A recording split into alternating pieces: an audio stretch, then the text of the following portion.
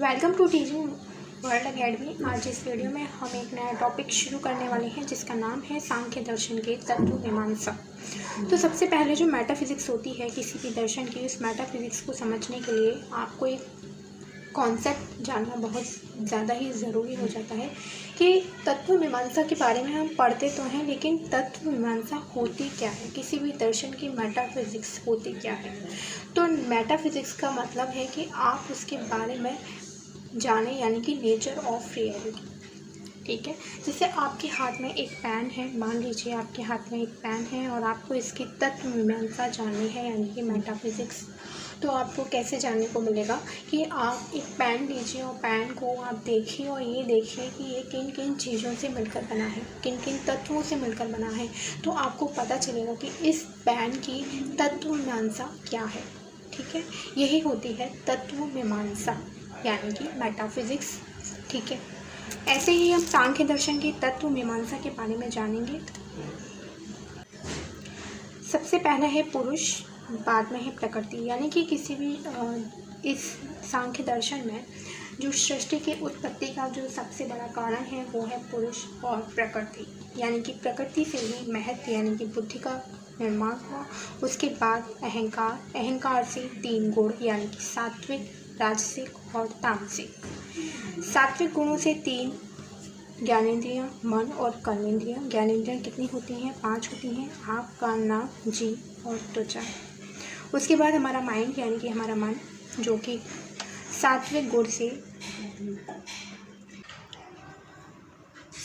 गुण से ही इसकी उत्पत्ति हुई है। ठीक है, उसके बाद हमारा माइंड है, माइंड के बाद हमारी कर्मेंद्रियाँ हैं। कर्मेंद्रियाँ कितनी होती हैं? 5 होती हैं, हाथ, पैर, मुख, मल और प्रजननेंद्रियाँ। ठीक है, इसके बाद तामसिक गुण के बारे में देखेंगे। तामसिक गुण से पंच तन मात्राओं का विकास हुआ। पंच तन मात्राएँ कौन कौन सी हैं? शब्द है, रूप, स्पर्श है, रूप है, रस है और गंध है। ठीक है, 5th आपको दिखाई नहीं दे रहा होगा, एक बार मैं फिर रिपीट कर रही हूँ। शब्द, स्पर्श, रूप, रस और गंध, और इन्हीं से तामसिक जो गुण है उससे पंच तन मात्राओं का विकास हुआ है। उसके बाद आप नीचे देखिए, जो राजसिक गुण है वहाँ से एक लाइन आ रही है, यहाँ से पंच महाभूत यानी कि शब्द से आकाश, स्पर्श से वायु, रूप से अग्नि, रस से जल और गंध से पृथ्वी। इन पंच महाभूत का विकास हुआ, यानी कि प्रकृति से होते होते लास्ट में पंच महाभूत का विकास होता है। यही हमारी सृष्टि की विकास की प्रक्रिया है। प्रकृति क्या है? यानी कि प्रकृति ही इस जगत का मूल कारण है। सांख्य दर्शन में जो मूल कारण माना है इस सृष्टि के जगत का, मतलब सृष्टि के जगत का है, वो मूल कारण कौन सा है? मूल कारण कौन है? प्रकृति। ठीक है, प्रकृति से ही हमारी महत्व यानी कि बुद्धि का विकास होता है। ठीक है, प्रकृति कैसी है? प्रकृति जड़ है, विषय है, एक है, सूक्ष्म है, अदृश्य है। ठीक है, त्रिगुणात्मक है, यानी कि प्रकृति के 3 गुण होते हैं। कौन कौन से?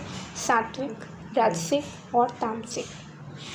प्रकृति की इन तीनों गुणों की साम्यावस्था का नाम है। अगर इन तीनों गुणों में विक्षेप होता है तो प्रकृति की साम्यावस्था जो होती है वो उसकी स्थिति भंग हो जाती है। ठीक है, इन गुणों को हम प्रत्यक्ष रूप से नहीं देख सकते हैं, ये सूक्ष्म होते हैं। ठीक है, उसके बाद हमारी महत्व यानी कि बुद्धि का विकास हुआ प्रकृति से ही। बुद्धि के 2 प्रकार हैं, कौन कौन से? एक है सात्विक और दूसरा है तामसिक। अगर धर्म, ज्ञान, वैराग्य, ऐश्वर्य सात्विक बुद्धि के कारण होते हैं। ठीक है, एक होता है सात्विक और एक होता है तामसिक।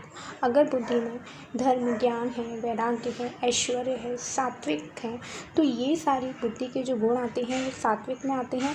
अगर अधर्म है, अज्ञान है और वैराग्य है, तामसिक बुद्धि के आते हैं। ठीक है, उसके बाद हम पढ़ेंगे अहंकार। अहंकार क्या होता है? जो बुद्धि से पैदा होता है। बुद्धि में जब मैं और मेरी यह अहम भावना पैदा होती है तब हम उसको अहंकार कहते हैं। ठीक है, अहंकार के 3 भेद हैं, कौन कौन से? सात्विक, राजसिक और तामसिक। ठीक है, जो सात्विक है यह मन और पंच ज्ञानेंद्रियाँ और पंच कर्मेंद्रियों को पैदा करता है। ज्ञानेंद्रियाँ कौन कौन सी हैं? आँख, कान, नाक, जीभ और त्वचा।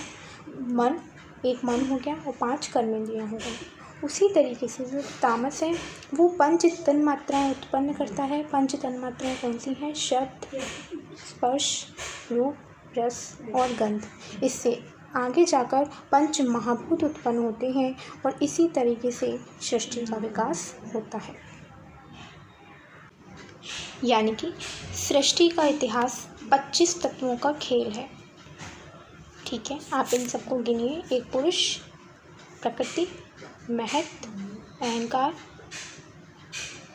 ज्ञानेंद्रियाँ, 5 कर्म, एक मन, 5 कर्मेंद्रियाँ, 5 तन्मात्राएँ और पंच महाभूत। इन सबको आप जब गिनेंगे तो आप इनको नहीं गिनेंगे, ठीक है, इनको नहीं गिनेंगे, 3 इनको ना गिन करके इन सबको जब आप गिनेंगे तो टोटल 25 तत्वों का जो खेल है वही सृष्टि का इतिहास है, जो प्रकृति से आरंभ होता है और पंच महाभूत पर समाप्त होता है। एक और कॉन्सेप्ट है कि प्रकृति क्या है? एक है, इसकी संख्या। प्रकृति अव्यक्त है, प्रधान है, ठीक है। उसके बाद विकृति, यानी कि ये तो कॉज है और ये क्या है? इफ़ेक्ट है। इफ़ेक्ट कितने हैं? टोटल 16 हैं। 5 ज्ञानेंद्रियाँ हैं, 5 कर्मेंद्रियाँ हैं, पंच महाभूत हैं और एक मन है, यानी कि केवल इफ़ेक्ट है, ठीक है। विकृति है, प्रकृति से जो निकली हैं, ठीक है। इसमें एक बात ध्यान रखना कि इनसे किसी चीज़ का विकास नहीं हो रहा है, ये केवल और केवल इफ़ेक्ट है। और इफ़ेक्ट कितने हैं? टोटल 16 हैं। एक बार मैं आपको फिर से दिखा देती हूँ। यहाँ देखिए, 5 ज्ञानेंद्रियाँ, इनसे तो कुछ नहीं निकल रहा है ना, ये केवल इफ़ेक्ट है, ठीक है। एक मन हो गया, 5 कर्मेंद्रियाँ हो गई और लास्ट में हमारे पंच महाभूत, 5 और 5 10 और 5 15 और 1 16, यानी कि टोटल 16 क्या है? केवल और केवल इफ़ेक्ट है, यानी कि विकृति है, ठीक है। इसके आगे देखिए, नेक्स्ट है प्रकृति और विकृति, यानी कि कॉज भी है और इफ़ेक्ट भी है। तो कॉज और इफ़ेक्ट टोटल 7 हैं। पंच तन्मात्राएँ, क्योंकि ये कॉज भी है, पंच तन्मात्राएँ इफ़ेक्ट भी है। इफ़ेक्ट किसका है? तामसिक गुण का। और कॉज के जो कॉज किसका है? क्योंकि पंच तन्मात्राओं से ही हमारे पंच महाभूत का विकास हुआ है, तो इसीलिए पंच तन्मात्राएँ हमारा कॉज भी और इफ़ेक्ट भी है, ठीक है। इसके बाद हमारा महत, ठीक है, बुद्धि। बुद्धि से क्या है? अहंकार निकला है, यानी कि कॉज भी है और इफेक्ट भी है। और अहंकार, अहंकार से हमारे 3 सात्विक, राजसिक और तामसिक। तो टोटल कितने हो गए? 7, ठीक है। ये कॉज भी है और इफेक्ट भी है, इनसे किसी चीज़ का विकास भी हुआ है और ये किसी चीज़ का कारण भी है। न प्रकृति है, न विकृति है, न कॉज है, न इफेक्ट है। इसे ना तो ख़त्म किया जा सकता है, न निर्माण किया जा सकता है। वो क्या है? पुरुष, ठीक है, वो केवल एक है।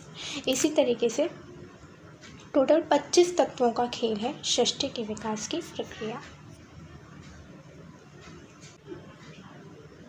एक कॉन्सेप्ट और आ जाता है कि सृष्टि विकास के कितने रूप होते हैं। तो एक होता है सर्ग, होता है जब सृष्टि का विकास होता है। एक होता है प्रलय, जब सृष्टि प्रलय के रूप में